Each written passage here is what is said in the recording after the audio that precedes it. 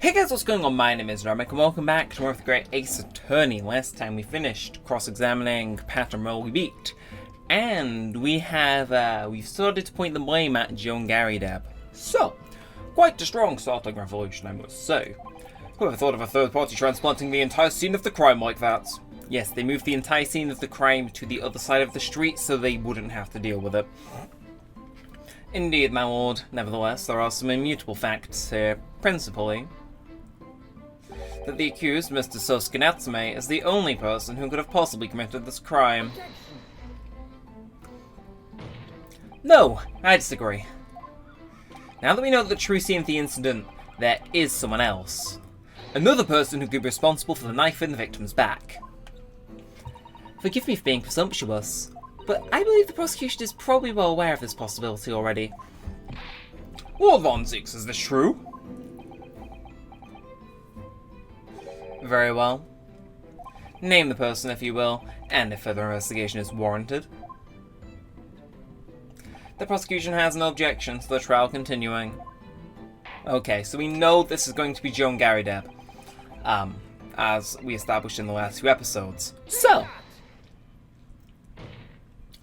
the defense would once again like to request the cross-examination of a new witness, my lord. Once again? My assistant made the same request earlier.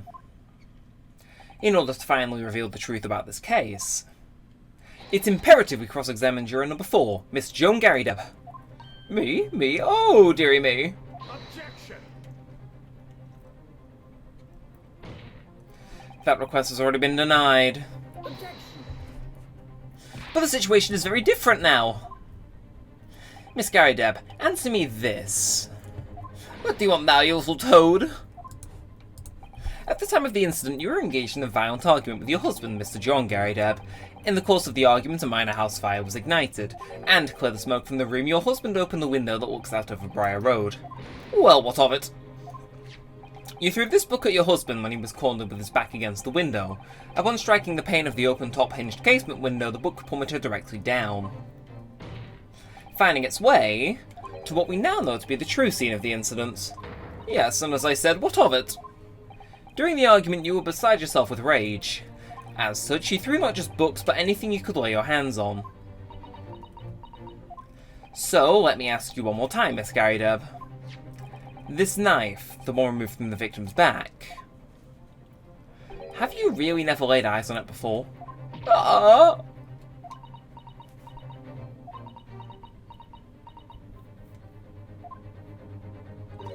don't recall it. Seriously? Am I supposed to remember everything I picked up and threw at my husband? And anyway, the man over there in all that regalia said members of the jury didn't testify, didn't he? Conveniently, yes. Objection! No, I have no recollection of saying that at all. Juror number 4. Oh! Make no mistake. Your juror is not special in any way. You're not immune to the judicial process. If you know something about this knife, madame, let the truth come out. But that's just a common old garden knife. It could have come from anywhere. We have several like that at home, if one went missing. How would you expect me to know? What's that? Are you joking? What are you saying, please, Miss Garydeb? Now you listen to me. I refuse to believe all this nonsense. I couldn't bear the thought that I'd injured someone. Do you hear? I couldn't bear it. Oh, poor woman. So, yes, I want evidence. To see hard evidence as if you're going to insist on this being my fault. You're going to have to prove to me that I threw that knife if that's what you think. Come on now, chop chop. Do your worst. No. Well, Mr. Naruto, if I had evidence like that, believe me, I would have thrown it at her already. Then take the stand, juror. Oh? The prosecution does not object to the defense's request to cross-examine this woman. Thank you, Lord Van Zieks. I'm going to have to testify. Juror number 4, as I'm sure you will appreciate, having observed it with your own eyes today. Witness testimony can lead to the most extraordinary truths being unearthed. Truths of which the witnesses themselves may not even have been aware. Oh, dearie me. So I demand your full and unadulterated testimony, Mr. Garrydeb, and mark my words, in this court of law today, we shall extract the truth. Do you concur, counsels? Certainly, my lord. Oh, that's what I'm hoping for, my lord.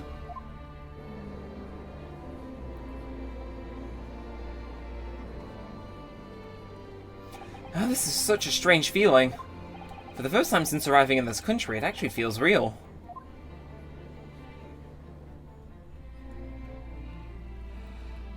I'm here, in the Old Bailey, and I'm a lawyer.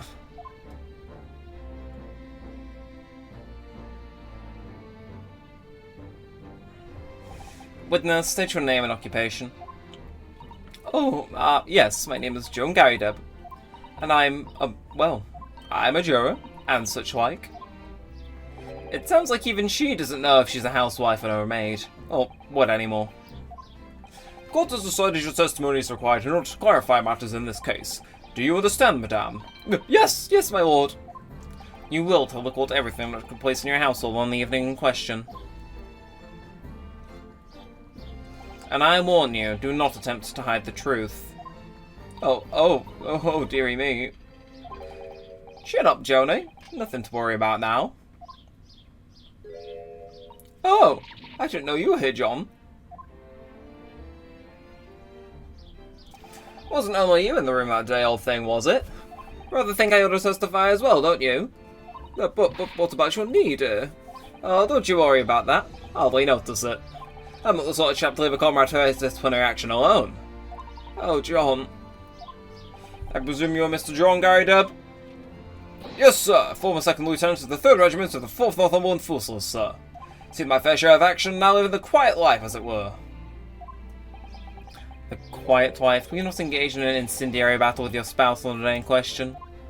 Ah, well, yes. Quite. I believe this may represent a first in the proud history of the British court. Calling a juror to the witness stand is unprecedented. However, the court will hear your testimony now, juror number 4, and that of your husband. You will recount clearly and concisely the events in your home at the time of the incident in question. Sir, at once. Okay. What have we got then? The Battle of Garrydeb. Yes, on the day you're referring to, the wife and I did have a bit of a skirmish.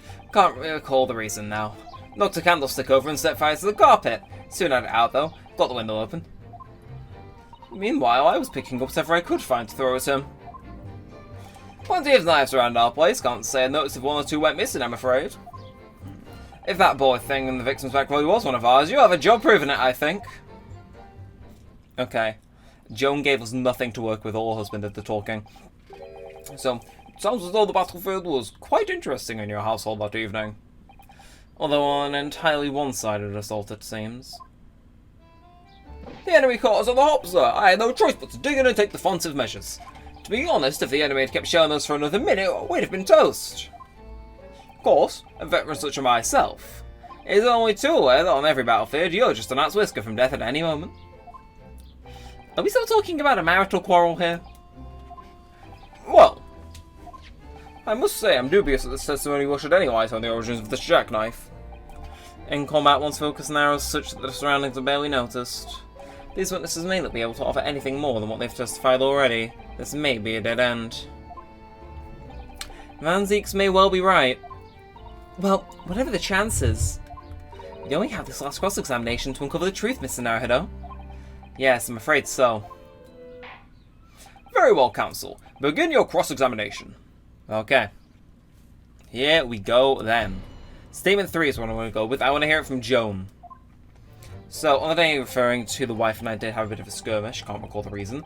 And we know it was the love letter, but there's no reason to establish that. So, I want to go here. Meanwhile, I was picking up whatever I could find to throw at him. Go that. Even though the room was on fire, as far as I was concerned at the time, it was more important to extinguish my anger than the flames. If one wants to throw, she must throw. This is most certainly not true of a Susato take-hand, Mr. Naruhodo. How did you know I was thinking that? So, please cast your mind back and try to remember. Was a knife among the items that you threw at your husband that day? In all honesty, I don't recall, but I feel I must point out that I'm no monster. Let me see. Some bread, a cabbage, garlic, a towel, and a sponge. A napkin. What? Excuse me. Do you have something to add, sir?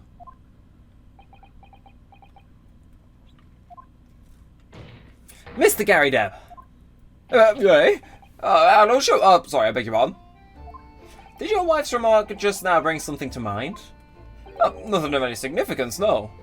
Just that the barrage of projectiles the whole thing launched in my direction was somewhat more solid than she implies. Books, bricks, fire poker, I seem to recall. Ouch. And the one's aim is uncanny. She ought to direct it with every volley. Good grief, woman, we're not at home now. This is a court of law. Oh, dearie me. Ever so sorry, dear. What's she even doing with a teapot in here? Honestly, John, I would never have thrown such things at you, obviously. Well, take a look at this, then. How do you suppose that happened, Your pipe, sir? Had this thing in my hand, as usual, at the time of onslaught.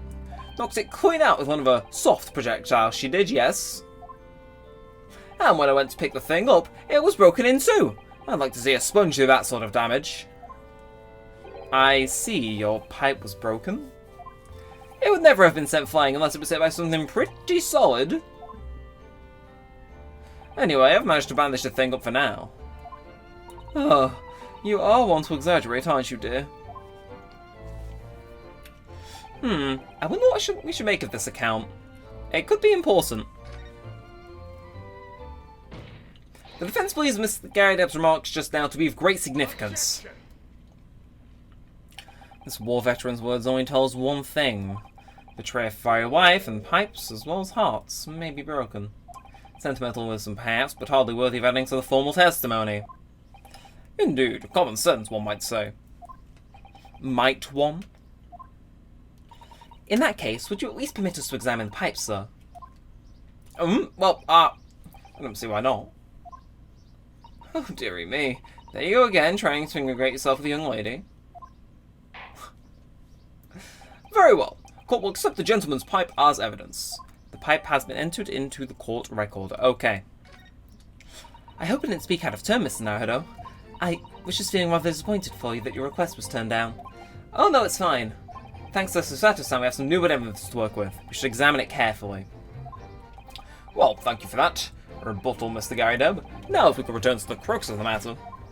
What can you tell the court about the knife used to attack the victim? Okay, I'm examining the pipe because... what I'm thinking is if the pipe was conveniently hit with a knife... I don't know. So let's examine you first. Pipe. And... ooh, that's not tobacco! Oh, something just twinkled inside the chamber of the pipe there. Yes, I saw it. Something stuck in there, I think. Let's turn it over and give it a shake. What's this? It's a tiny fragment of metal. It looks like the tip of a blade or something. The tip of a blade? Surely, it couldn't be. Fragment of metal has been entered into the court record. And while it's probably not conducive to do such a thing, if we flick this out...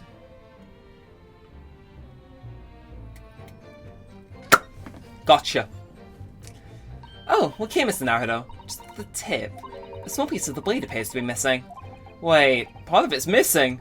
I could be wrong, but I've just got a feeling. You remember this? Ah, that's the tiny fragments of metal we found inside Mr. Gary Deb's pipe. Yeah, and just maybe. Oh my, it's a perfect fit. Somehow I just knew it.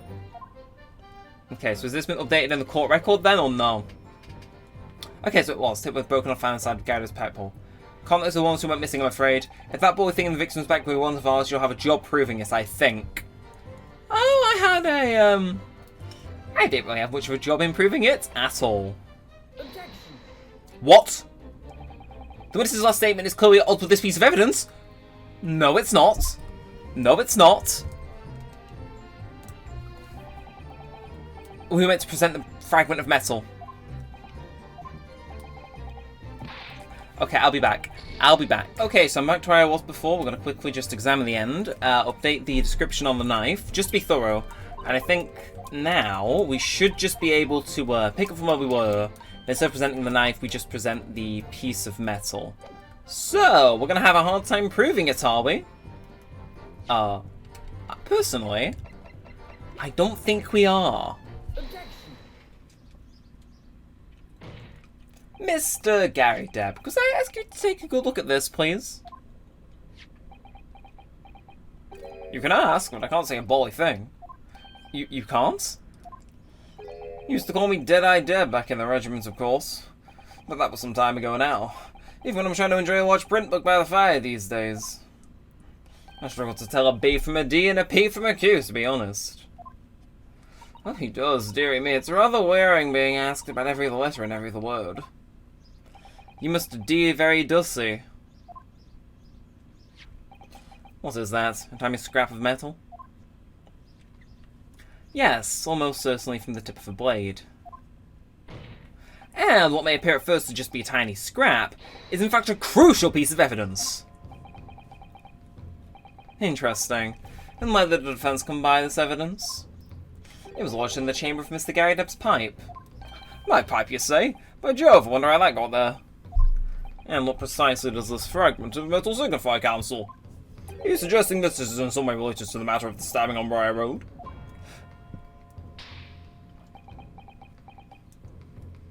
I am. What? I'm put together with another piece of evidence already in the court record. I believe this tiny fragment of metal will unravel the whole truth of this case, my lord. You appear rather confident in that extraordinary statement, Counsel. Very well then. Present the pertinent evidence to the court. What evidence, when paired with this fragment of metal, allegedly reveals the truth of this entire case? So that's why they wouldn't let me just produce the knife, but there you go. This is the knife that was found in the victim's back. If you look closely, you'll see that there's a small piece at the tip of the blade that is missing. A common issue with the inferior blades sold in unsavory street markets. Criminals who use them regularly leave the tips lodged in their victims' bones. And what of this particular knife? No doubt its tip has suffered a similar fate, now languishing somewhere near the spine of the victim. No, that's not the case. The tip of this particular knife's blade is the very fragment of metal we discovered in the chamber of Mr. Gary Depp's pipe. Good grief, Lord Van Zeeks. I don't believe it. The knife from the crime scene and this fragment of metal are a perfect match. Good golly gosh! Order! Is this some sort of Eastern sorcery? This is no magic, my lord. This is a miracle. A miracle? So Van Zeeks has figured it out, has he? Counsel, explain this extraordinary coincidence at once. Yes, my lord. The crucial point we have to ask ourselves here is when did the fragment of metal find its way inside Mr. Gary Depp's pipe? Something that was clarified for us in the most recent witness testimony. I had this thing in my hand as usual at the time of the onslaught. Knocked it clean out with one of her soft projectiles, she did. Yeah. I would never have been sent flying unless it was hit by something pretty solid. Oh, dearie me. During the argument between these two that occurred just as the victim was on the pavement below, Mr. Gary Depp flung this knife at her husband. However, the knife missed Mr. Gary Depp instead of striking the pipe in his hand at the time, which caused the tip to break off, of course. Good lord! Yes, and that's when the tiny tip of the blade found its way inside Mr. Gary Depp's pipe. The chances of that are 1,000,000 to 1! And yet there's no other credible explanation for how the tip of the blade ended up in your pipe. Then, after losing its tip, the knife ricocheted off the pipe and flew out of the open window. In short, this knife which fell from the window of the Gary Depp's house is the very same knife that struck the victim in the middle of the back on the street below. Oh gosh, oh dear, oh no! Objection!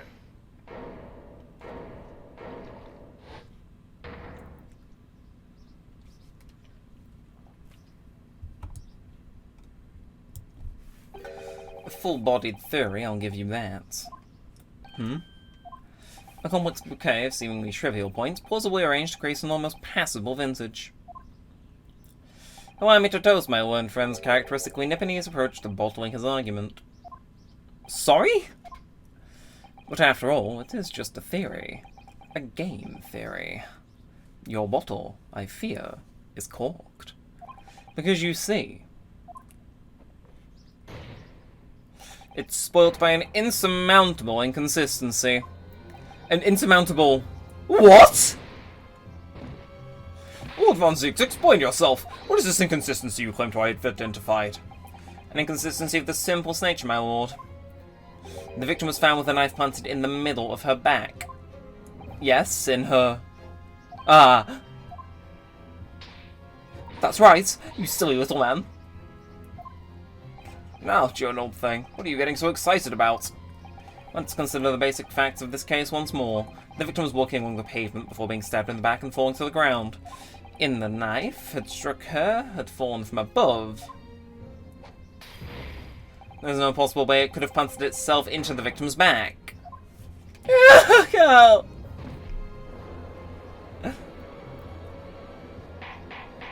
Order! Quite right, you see, that's exactly right. If the knife had fallen on her from above, it would have struck her on the top of her head. Well, he's lost for words. Look. I knew it. I never liked his theory in the first place. I don't know, though. What really did happen? It would appear the defense has made a rather spectacular blunder. If a theory has even one inconsistency, it cannot stand. Your theory, my learned friend, is history. Oh, we were so close. I could see the truth. I was so sure we were on the right track. But now the way's been blocked so completely, just by one simple inconsistency. Or in other words, we simply need to eliminate that one inconsistency and the theory will stand. Mr. Sato. You mustn't worry, Mr. Naruhodo. You were just caught off guard, that's all. And your mind went blank. But if the path you're on is indeed correct, then a way will present itself.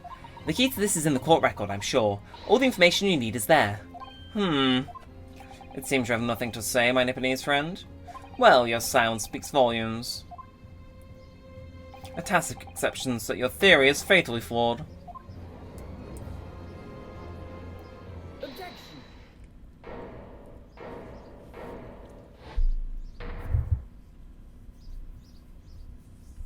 That inconsistency doesn't mean I was on the wrong track. It means that I need to sharpen my mind and dig deeper for the truth. It's a test. Yes!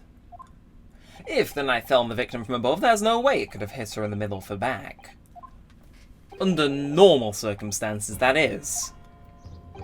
What are you implying? Counsel? There is a piece of evidence in the court record that can explain this inconsistency. That can explain how the knife that fell from above could have pierced the victim's back. We already have the answer. Goodness. What's a madness? Surely this must be the last time. Counsel, present the evidence of which you speak. This is the last inconsistency, the final piece in the puzzle. If I can successfully make sense of this, the truth will be laid bare at last. The evidence that explains how the falling knife became lodged in the victim's back is the fourth book. This, the fourth book found at the scene. This is the final piece of evidence the defense will present. The burnt book. Is that not Mr. Garydeb's book? Yes, and to understand its significance, we have to consider how it came to be at the scene in the first place. This photographic print clearly shows the book in question, and the victim holding it in her hand. But as we all know, it was the police constable that put the book between her fingers like that. Quite so. As part of his wholesale transplanting of the crime scene to the opposite side of the road. That's true, however. As part of his testimony, Constable Beat made an extremely enlightening statement on that point. But what made you place that book in the victim's hand? Well, sir, that's because that's how I found it. When I first went over to the scene. The victim was already old in the book. So, when I moved everything, I made sure it was still in her hand. In other words, the victim had already picked the book up of her own volition. And clearly that mustn't have been before she suffered the knife wound. Well, I should say so. After being attacked with a knife, I don't imagine she'd been moving much of anything. So the question becomes, why did the victim have that book in her hand? By Jingo! I think I'm beginning to see what may have happened now. Oh, dearie me. We know that the book fell from the top floor of the Garrydeb household onto the pavement below, at precisely the moment that the victim was walking past. Yes, it's exactly that moment. The young woman was walking along the street in the white fog, when all of a sudden, a book fell right in front of her. The book I threw. Yes, Miss Garrydeb, and what do you think the woman did? What would you do if you were walking along and suddenly a book landed in front of you on the pavement? Well, I really can't imagine it. But I suppose she might have reached down and picked the book up? Yes, that's exactly what the woman in fact did. She picked up the book. Oh heavens! And when the woman reached down to pick the fallen book up, what position would her back have been in? That's right, facing the sky, completely and utterly defenseless. Then, in the very next moment, while the woman was still bent over picking up the book, the next object fell from the room above, and the jackknife straight into the middle of her back. And at that same time, walking by chance directly beside Miss Green, was the defendant, Mr. Sosuke Natsume. Well, I never. It appeared to Mr. Natsume that the woman simply collapsed on the floor, in the dark and the fog. He didn't see the knife falling on her from above. Ah. And from the other direction, the constable and his wife saw no one but the victim and her apparent attacker. So there never was a real culprit to run from in the scene in the first place. No. This was nothing more than a series of unlikely events that culminated in an unfortunate accident. And that is the real truth behind this case.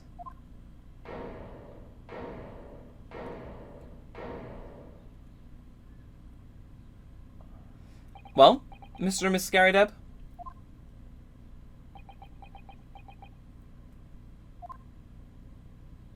The very first time you showed me that knife, I had my suspicions. I wondered if perhaps it might have been something like that. There, old bean. Poor Miss Garrydeb. Of course, I never meant for anything of the sort to happen, but it was all my fault, wasn't it?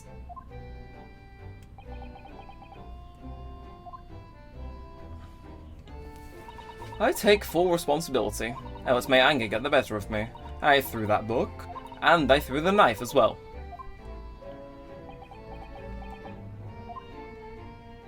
John, dear. It's alright. I know. I'm ever so sorry. Truly. I'm sorry!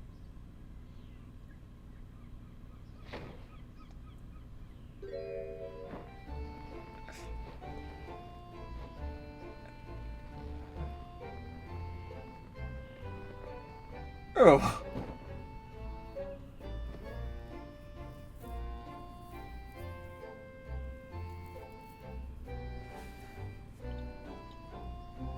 Lord Van Zooks, what news of Miss Garrydeb?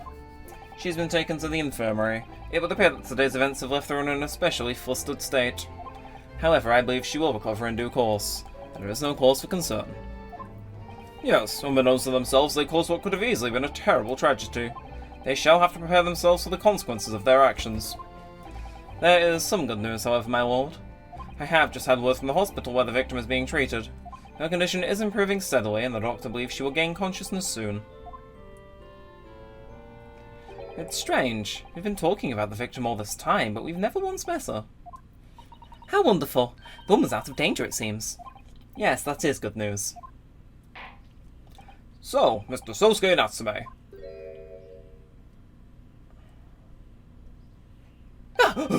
Yes. On behalf of my fellow countrymen, I would like to take this opportunity to beg your pardon, sir. You came from your distant eastern homeland to study our great British culture, and have been repaid with immeasurable unkindness. Please accept our heartfelt apologies.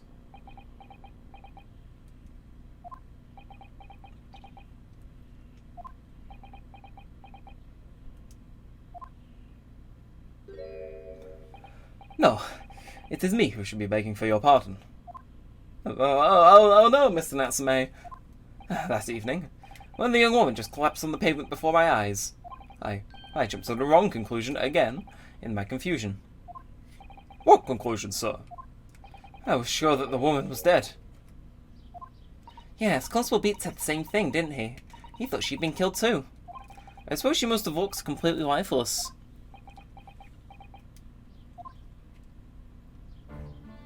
It's been about a year since I arrived in Great Britain now, but I still can't get used to the life here. I can't relax. I'm sure there are evil spirits lurking in the fog. Like they're haunting me. Poor Sosuke-san. His imagination really has got the better of him. Yes, poor man. So, when it happened, I thought the young woman had been taken by the fog spirits. I should have never dropped my books like that and run away. I should have called for help! For a doctor! For the police! Instead, I have managed to create a rift in the relationship of trust between our two empires. And for that, I am truly sorry.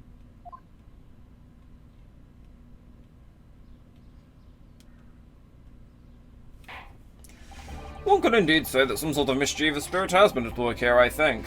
One that creates a chain of unfortunate mishaps. You were fooled by the spirit and led to false conclusions, but thanks to Lord Van Zeeks and our young lawyer here from the east, that chain has now been broken, and the spirit exorcised. I heartily commend you both. Oh.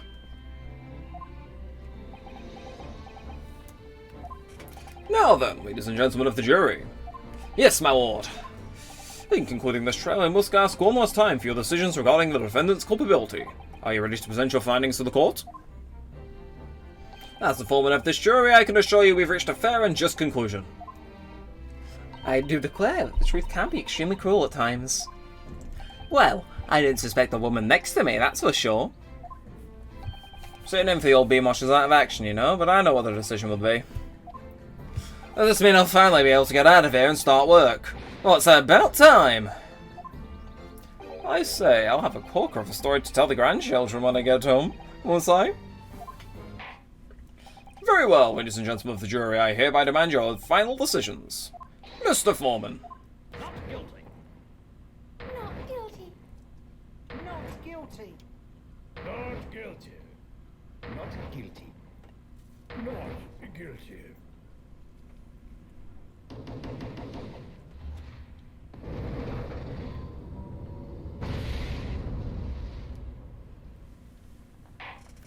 Very well. Mr. Sosuke Natsume, I hereby pronounce you not guilty.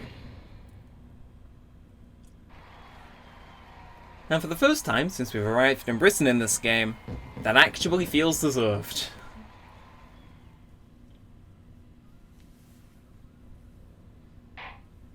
And finally, Mr. Natsume.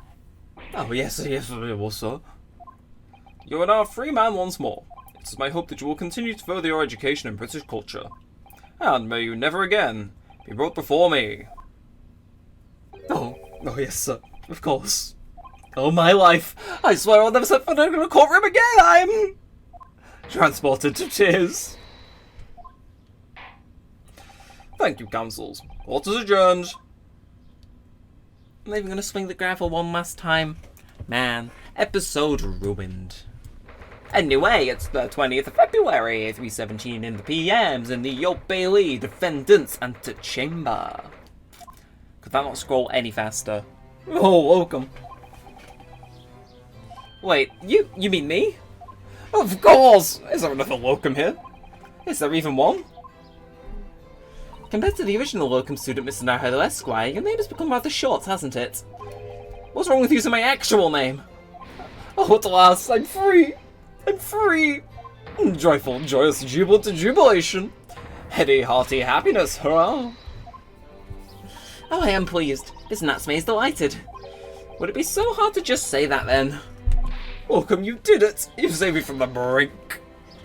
Well, what happens to the poor woman was in no way your fault after all.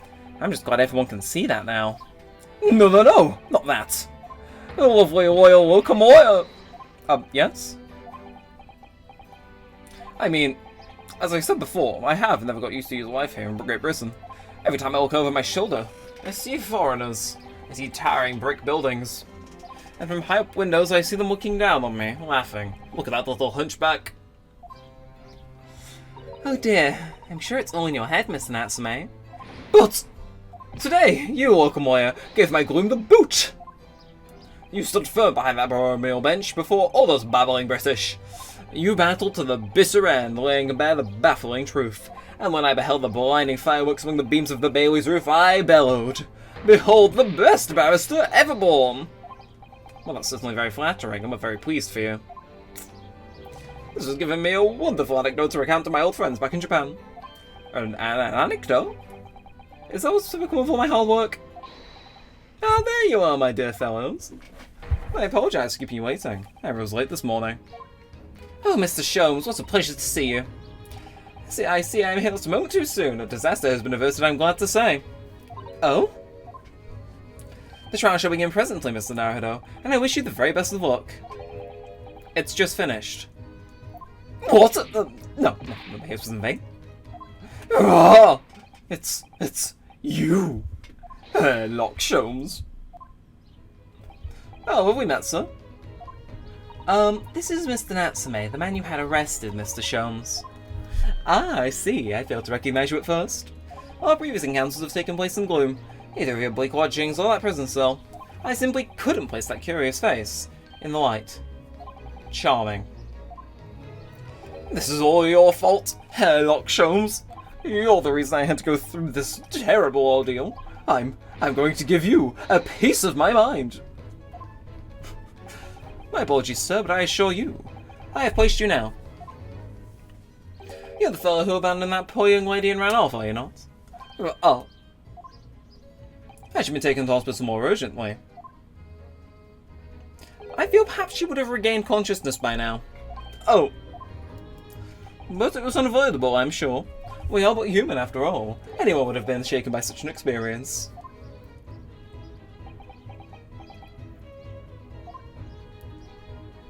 I do feel very badly about how I behaved. Well, never mind now then. What was it that you wanted to say to me, sir?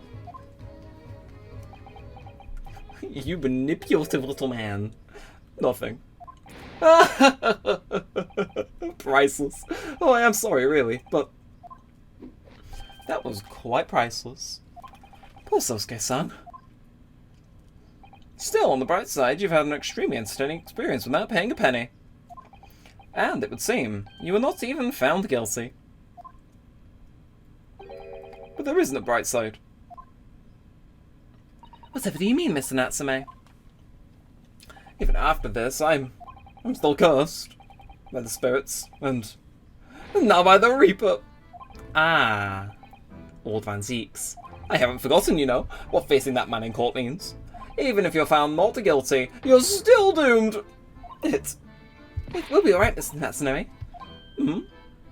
If the Reaper appears trying to make trouble, I will protect you. Hiya! Yes, we assault the closest male in the room to prove a point. With a perfectly executed Susato takedown. Much as I like being turned on my head, a bit of warning might be next time quite nice, Miss Susato.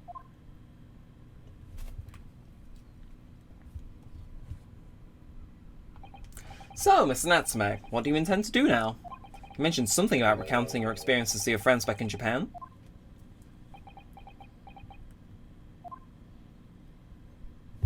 Yes, I intend to return to my homeland soon. Oh! It has already been a year since I arrived here in Great Britain.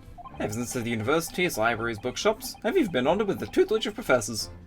I've learned so much about the wealth of literature here and the city it has shaped. And I've come to realise that it is my calling to stay home and tell my fellow countrymen about it. That's very touching, Mr. Natsume. Or, in perhaps less veiled terms, you wish to withdraw halfway around the world to escape the terror of Reaper's curse? That's not it at all!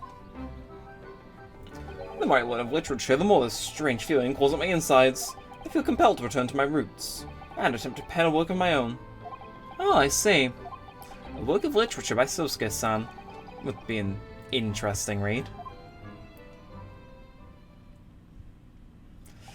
And what about Mr. Sato and yourself, Mr. Naruhodo? Sorry, what about us? Will you return to Japan alongside your mustached compatriots? Why would we? A week has not yet passed since we arrived in London. And knowing that, it feels as though we finally found our feet. And you're accommodated in a hotel at present, are you not? That's right, but we need to find lodgings before it bankrupts us. I've calculated we can only afford another 10 nights before our entire budget is exhausted. Well then, you could take my lodgings. Oh, the windowless room. Ah, but what it lacks in windows, it more than makes up for with a floor and a ceiling and walls. Great. And of course, I'd be happy to leave behind the accursed evil spirits. Oh, mine evil spirits. Oh yes, it tries to suffocate you while we sleep. It's an infallible wake-up call. We'll think about it, if that's alright. Perhaps I can offer a more welcome alternative. Would you consider taking lodgings with me? Really? Well, a vacancy has conveniently presented itself, though it is up to the attic, I might add. Are you sure it isn't just a storage loft? I spoke with the landlady this morning on the matter of price, and Iris is cleaning the room as we speak. You must come at once. I presume you have no luggage to speak of. Oh, this is simply wonderful. What an honour to be invited to take lodgings with the Great Detective's office's attic. Do you ever come for words? So suggesting we look elsewhere is out then? Then it's settled. Iris will prepare a welcome dinner this evening. And you must come too, Mr. Natsume. I insist. I don't know what to say. Thank you, but yes? Wonderful. Then I'll go complete the paperwork for your formal release. Shouldn't be too long. Somebody's happy. Welcome. I knew you wouldn't let me down. I'm truly delighted to have met you here in London. Likewise, Mr. Natsume. It's been a privilege meeting you too. It's a shame that we're going to have to say goodbye so soon. Well, I've come to realize that I belong in Japan. But welcome, we'll meet again one day. Yes, I'm sure. And hopefully by then, I'll be a successful warrior. Hopefully by then, I'll be a successful author. Well, my dear fellow, our carriage appears to have arrived. Shall we go, Mr. Naruhodo? Yes, Mr. Shums. I've got little doubts Mr. Natsume will release in time for dinner this evening. And so, with Sosuke-san's innocence successfully established, we rode with Mr. Shums to what was to become our new home, 221B Baker Street. And I believe it's still not over. Seriously, fellas, I was intending on this recording not being too long, but apparently the world had other plans for me today. So this is to be our new office, yes. Our office? I rather like the sound of that.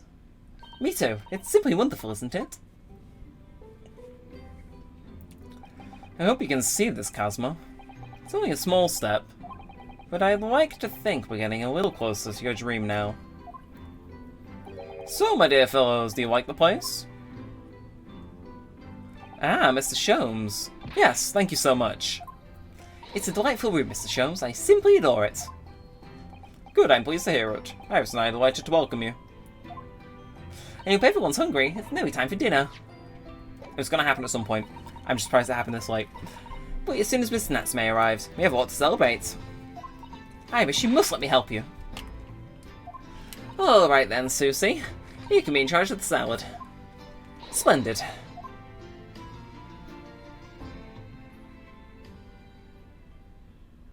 So, Mr. Naruhodo, how does it feel? Have your own office in the capital. It's very exciting, actually. I can't help wondering what adventures await us. Oh, Well, those were precisely my sentiments when I first established my office at these premises. Until I discovered the dark truth about the city of London, that is. Sorry? London is a glorious place, full of wonder, opportunity, prosperity, and mirth. But the brightest of lights cast the darkest of shadows. Shadows? What do you mean? Well, I believe you're well aware of the murkiness that lies behind London's facade already. So, once again, Mr. Naruto.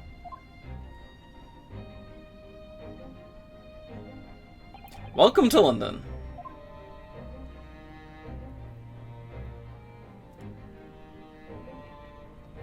Of course, at the time, I had no idea the significance of those words Mr. Sholmes so casually spoke, but it wasn't long before my turn came to lift the facade and see the true depth of the murk that lay behind it.